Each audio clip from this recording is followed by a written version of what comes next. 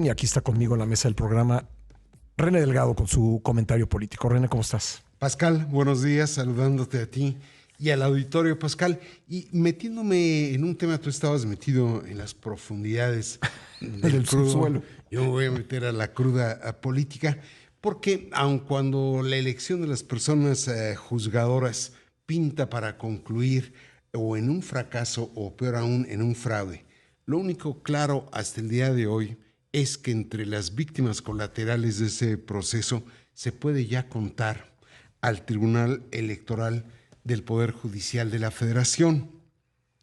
La presidenta magistrada de ese órgano, Mónica Soto, acusa que el tribunal es objeto de una campaña para desacreditar la autoridad que representa, pero lo cierto, Pascal, es que ella, junto con los magistrados Felipe Fuentes Barrera y Felipe de la Mata, le han restado credibilidad y legitimidad al tribunal con las resoluciones y las acciones que han venido tomando a partir de la mayoría que integra ese trío.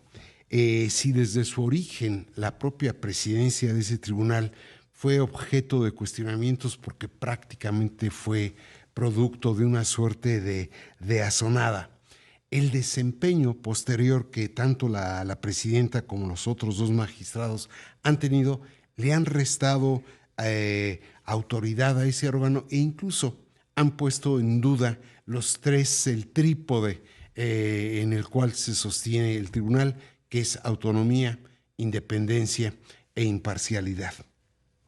Podría decirse, bueno, eso ocurrió en el pasado, ya no hay por qué estar viendo cuál es el origen de esa presidencia, pero frecuentemente el presente se explica en el pasado, y ahora con motivo de la elección que deberían juzgar son verdaderamente bastantes las irregularidades en las que Soto, Fuentes y de la Mata han incurrido. ¿Me ibas a decir algo? Pues es que, digamos, lo polémicas de las decisiones que han tomado, que siempre han quedado 3-2, ¿no? Sí. Y luego la rapidez con las que las toman, ¿no? Sí. Y la inclinación. Y la inclinación. Y el sentido del voto, ¿no? Y el sentido del voto, Pascal. Sí. Y sí, de veras que, digo, lo que tú has dicho, han puesto en duda si respetan la Constitución, si respetan la división de poderes, si respetan, si no han invadido funciones de otros poderes. A ver, voy a poner un ejemplo rápido. Cuando cuando el Poder Judicial decide suspender las actividades del Comité de Evaluación, van al Tribunal Electoral y deciden rapidísimo que esas actividades las haga la mesa directiva del Senado. ¿En dónde dice eso en la Constitución? Digo, yo no soy abogado, pero sí he hablado con... Sí, pero ¿dónde dice eso en la Constitución? ¿No? En ningún lado. En ningún lado. En ningún lado, Pascal. Sí. Y en esa medida sí verdaderamente le han venido restando prestigio al Tribunal Electoral. Y lo peor, Pascal, es el último lance que tuvieron. En una suerte de poder superior a cualquier otro, el Tribunal Electoral, la presidenta del tribunal, insta a 4 ministros de la Suprema Corte de Justicia a que se excusen de participar y de votar en el debate en torno a si valen las suspensiones que jueces habían dictado para la suspensión justamente del proceso electoral. Los patos tirándole a las escopetas. Pues que eres muy elegante tú diciéndolo de ese modo. Pero en efecto, Pascal. Y entonces uno dice, bueno, y la razón por la cual les pide que dejen de hacerlo es porque, de acuerdo con la lógica de ella, ellos ya se pronunciaron contra la reforma del Poder Judicial y no serán objetivos en el voto que emitan en torno a si tenían validez las suspensiones dictadas por jueces. Pero en esa lógica, Pascal, también le tendría que pedir a las otras 3 ministras que se han pronunciado a favor de la reforma judicial y han hecho activismo a favor de esa reforma, que también se excusen. Y entonces llegaríamos al absurdo de que quedarían solo 3 ministros válidos para discutir ese tema. Entonces, cuyos nombres ya los conocemos. sí, bueno, pero verdaderamente uno dice, bueno, ¿de dónde acá una magistrada, por autónomo e independiente que sea tribunal, le da órdenes a la Suprema Corte de Justicia? Y sobre todo que el tema, el amparo en el que se escuda la ministra presidenta del tribunal es que es materia electoral, y en materia electoral yo soy aquí la autoridad superior.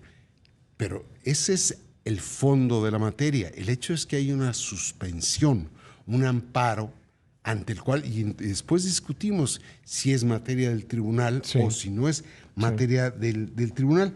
Pero en todo caso, creo que el tribunal ha quedado desacreditado no solo para juzgar la propia elección del Poder Judicial, sino algo mucho más delicado, para calificar, para juzgar las elecciones legislativas intermedias del 2027.